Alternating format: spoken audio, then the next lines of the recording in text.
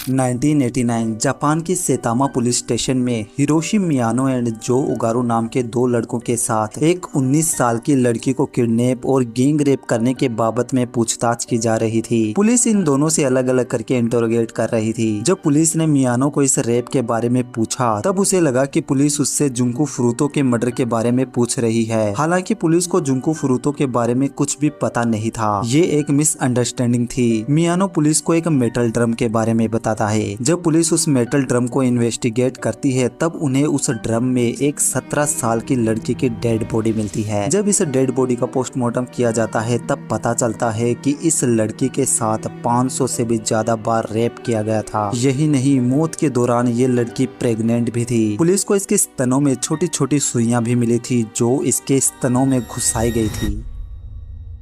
18 जनवरी 1971 Japan के मिसातो में जन्मी जुंकू फुरुतो अपने दो भाई एंड पेरेंट्स के साथ सेतामा में रहती थी। She was a brilliant student. इसी वजह से स्कूल के टीचर्स एंड बाकी सब उसे काफी पसंद किया करते थे। जुंकू देखने में भी काफी सुंदर थी। उसके स्कूल का हर लड़का उससे फ्रेंडशिप करना चाहता था, लेकिन फुरुतो का इन सब में इंटरेस्ट नहीं था। उसका ड्रीम एक सिंगर बनने का था और इस वजह से वो एक प्लास्टिक मोल्डिंग फैक्ट्री में पार्ट टाइम जॉब भी करती थी। 25 नवंबर 1988 की एक शाम जुंकू फुरुतो अपने पार्ट टाइम जॉब से फ्री होकर साइकिल से घर लौट रही थी। तभी हिरोशी मियानो एंड शिंजी मिनातो उसे जाते हुए देख लेते हैं। हिरोशी मिनातो से कहता है कि तुम जाकर जुंकू की साइकिल गिरा दो और उसे परेशान करने लगो, फिर मैं आकर जुंकू को बचाने की एक्टिंग करूंगा। अपने प्लान के अकॉर्डिंग मिनातो जुंकू की साइकिल को लात मारकर उसे नीचे गिरा देता है एंड देन हिरोशी वहां आकर उसे बचा लेता है। वो जुंकू के साथ इस तरह से बिहेव करता है कि वो उसकी मदद कर रहा हो, लेकिन उसके दिमाग में कुछ और ही चल रहा था।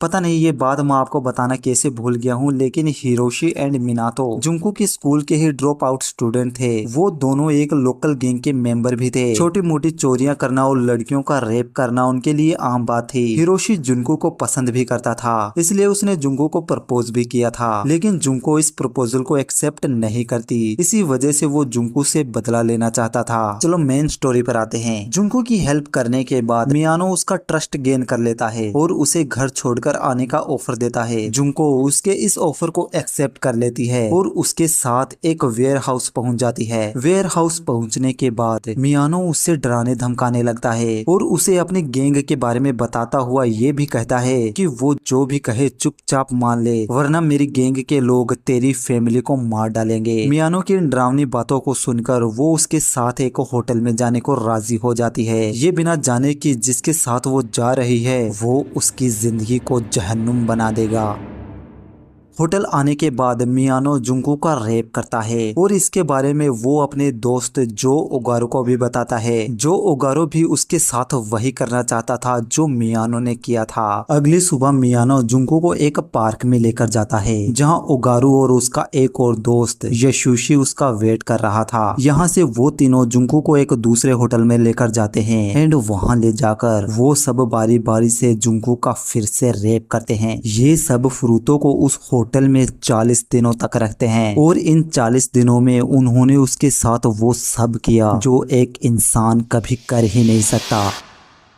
27 नवंबर को जुंकू के पेरेंट्स अपनी बेटी के गुमशुदा होने की रिपोर्ट लिखवाते हैं और पुलिस को इन्वेस्टिगेशन करने को कहते हैं, लेकिन इस इन्वेस्टिगेशन से पहले ही जुंकू अपने पेरेंट्स को कॉल कर ये बताती है कि वो अपने बॉयफ्रेंड के साथ भाग गई है, वो उसके साथ खुश है। साथ ही वो अपने पेरेंट्स को ये भी कहती है कि वो उसकी चिंता ना करें। ये सब जुंकू मियानो और उसके दोस्तों के दबाव में आकर कह रही थी। 28 नवंबर को दो और लड़के आकर जुंकू का रेप करते हैं। रेप हो जाने के बाद मियानो जुंकू के प्यूबिक हेयर्स को एक रेजर की मदद से साफ करता है और उसके जेंटिनल एरिया को माचिस से जला देता है। ये सब सहते सहते दिसंबर आ जाता है और एक दिन जुंकू उस होटल के रूम से भागने की कोशिश करती है, लेकिन मियानो और उसके दोस्त उसे भागते हुए पकड़ लेते हैं और इसके बाद वो सब जुंकू को मारने लगते हैं। वो सब उसे इतना मारते हैं कि उसका यूरिन भी निकल जाता है। इसके बाद मियानो एक लाइटर से उसके